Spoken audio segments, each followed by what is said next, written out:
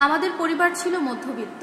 আমি যখন একটু বড় হই তখন জানতে পারি আমার বাবা মানুষ হিসেবে একদমই ভালো না। আমার বাবা বিভিন্ন ধরনের নেশা করত আর আমার মায়ের ওপরে অনেক অত্যাচার করত। চোখের সামনে এই সমস্ত কিছু দেখার পরেও আমি কোনো প্রতিবাদ করতে পারিনি। আমি ছোট থেকে কারোর সাথে তেমন কোনো ঝামেলা ঝগড়া এগুলো কিছুই করতাম না। আমাকে যদি কেউ কিছু বলতো আমি চুপ করে শুধু শুনেই যেতাম আর একা একা নীরবে কান্না করতাম। আমার চোখের সামনে আমার বাবা আমার মাকে মারতো, কিন্তু আমি তাতেও কিছু করতে পারতাম না। বাবার অত্যাচার সহ্য করতে না পেরে মা শেষ পর্যন্ত সিদ্ধান্ত নেয় এখানে আর আম্মু থাকবেই না, আমাকে নিয়ে তার মায়ের বাড়িতে চলে যাবে। কিন্তু আমার দাদু আমার মাকে বুঝিয়ে সুঝিয়ে আবার বাড়িতে ফেরত নিয়ে আসে। ঠিক একইভাবে 4-5 বার আমার মা রাগারাগি করে চলে যায় বাবার বাড়িতে আর আমার দাদু বারবার মাকে বুঝিয়ে সুঝিয়ে নিয়ে ফেরত আসে। আমার বাবা আমাকে সেরকম ভাবে কখনো ভালোই বাসেনি। আসলে বাবার আদর যে কেমন হয় আমি সেটা কখনো বলতেই পারবো না। আমি দিন দিন যত বড় হচ্ছিলাম আমার বাবা ততই আরো খারাপ পথে চলে যাচ্ছিল। ঠিকমতো বাড়িতে বাজার করতো না, আমাকে পড়াশোনার কোনো খরচ দিত না। আম্মু শেষ পর্যন্ত সিদ্ধান্ত নিয়ে নেয় আমাকে নিয়ে একেবারে চলেই যাবে। শেষ পর্যন্ত সেটাই হলো, আমার মা আমাকে নিয়ে একেবারে চলে আসলো।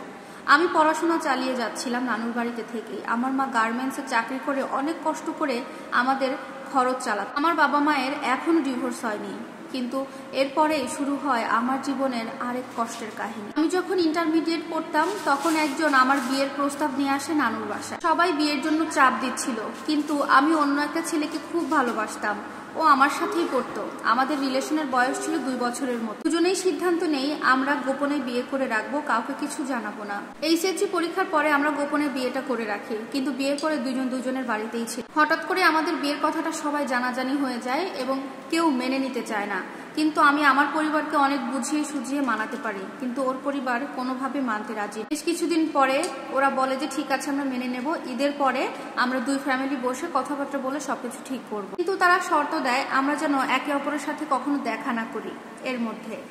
কিন্তু আমরা দুজনে ঠিক করি আমরা একটু দেখা করব, কারণ আমাদের দুজনেরই ভালো লাগছিল না। তারপরে আমরা যখন দেখা করতে যাই হঠাৎ করে কে যেন দেখে ফেলে আর সেটা ওর মাকে জানিয়ে। তারপরে আমার শাশুড়ি মা আমাকে ফোন দিয়ে অকথ্য ভাষায় অনেক গালাগালি করে, বলে যে রাস্তার মেয়েরা ছেলেদের হাত ধরে এভাবে ঘুরে বেড়ায়।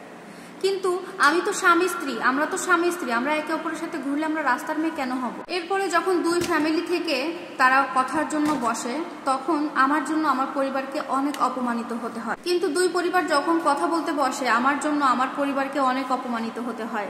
তারা জানায় তাদের ছেলের জন্য 2টা বছর সময় লাগবে, আগে তাদের ছেলেকে চাকরি পাওয়াবে, তারপরে আমাকে তাদের ঘরে তুলে নেবে।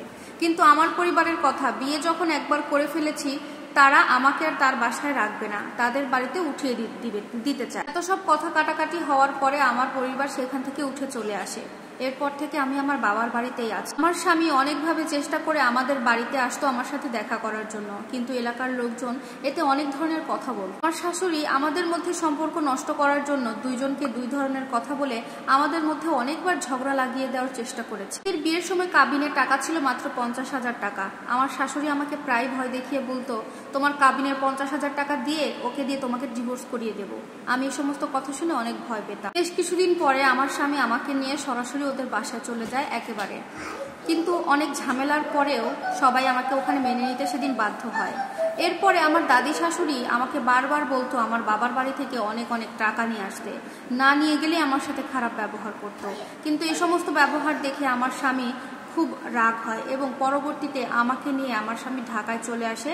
একটা আলাদা বাসা ভাড়া নিয়ে সেখানে আমরা থাকতে শুরু করি এবং ঢাকায় গিয়ে আমার স্বামী ছোট্ট একটা জব নেয় এবং এরপর থেকে আলহামদুলিল্লাহ এখন পর্যন্ত ভালো আছি। জানি না আমার ভবিষ্যতে কি আছে, তবে কি জানো আপু, আমার স্বামী যদি আমার পাশে থাকে আমি সবকিছু সহ্য করতে পারবো। প্রিয় দর্শক, এই স্টোরিটা যে লিখে পাঠিয়েছে তার নামটা গোপন রাখতে বলেছে। ভিডিওটি ভালো লাগলে লাইক কমেন্ট শেয়ার করবেন। আল্লাহ হাফেজ।